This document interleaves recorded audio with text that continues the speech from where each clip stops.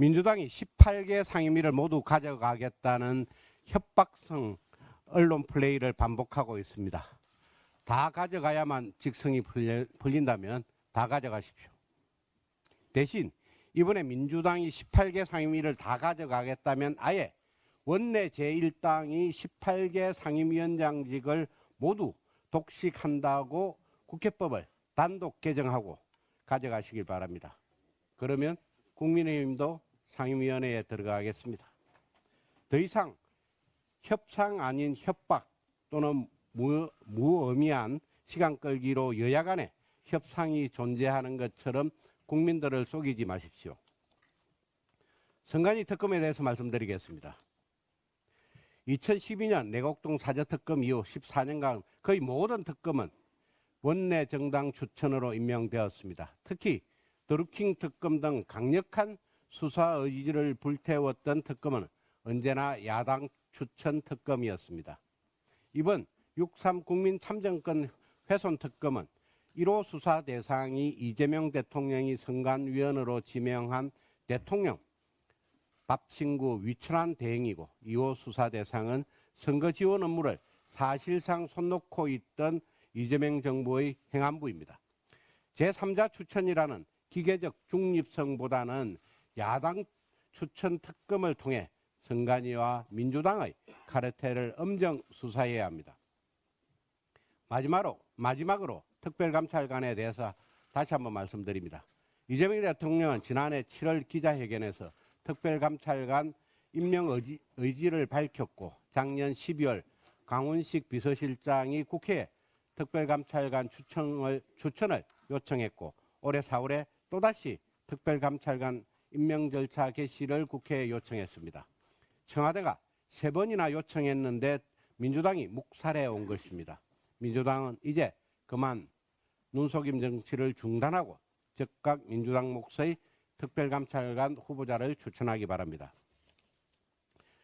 국민들께서는 이제 코스피를 보고 있으면 현기증이 난다고 호소할 지경입니다.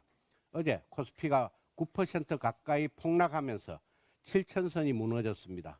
정시가 폭락할 때 일정 시간 주식 거래를 전면 차단하는 스킵 브레이크가 2000년부터 작년까지 6번 발동됐는데 올해 들어 어제까지만 무려 7번 발동되었습니다.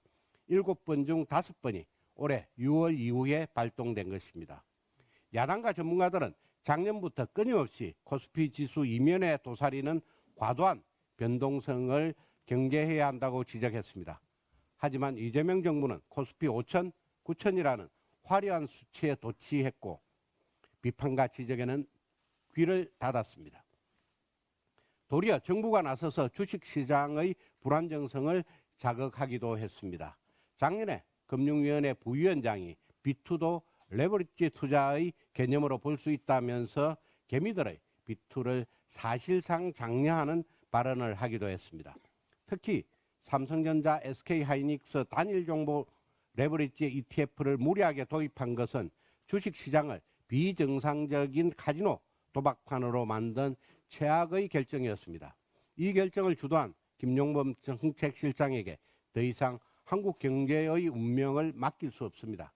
그런 무능한 실력으로 집값, 환율, 물가 안정처럼 더 어려운 문제를 어떻게 해결하겠습니까?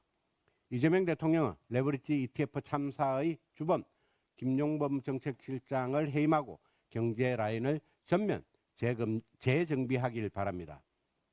대통령도 골프를 칠 수가 있습니다. 하지만 동해 NLL 인근 해상 차디찬 바다에서 우리 해군 병사가 실종되고 애타는 수색 작업이 진행 중이었다면 군 통수권자로서 한가하게 골프 라운딩을 할 수는 없을 겁니다. 청와대에 묻습니다. 이재명 대통령이 지난 12일에 골프를 친 것은 사실입니까? 이재명 대통령은 해군 호위함 성조원 병사의 실종 사실을 최초로 보고받은 시점이 언제입니까? 이재명 대통령은 첫 보고를 받고 어떤 지시를 내렸습니까? 21시간의 수색 시간 동안 대통령은 수색 상황을 언제, 어디에서, 어떻게 보고받았고 어떤 대응을 했습니까? 해군 실종 21시간, 이재명 대통령은 무엇을 했는지 청와대는 낱낱이 밝히십시오. 이상입니다.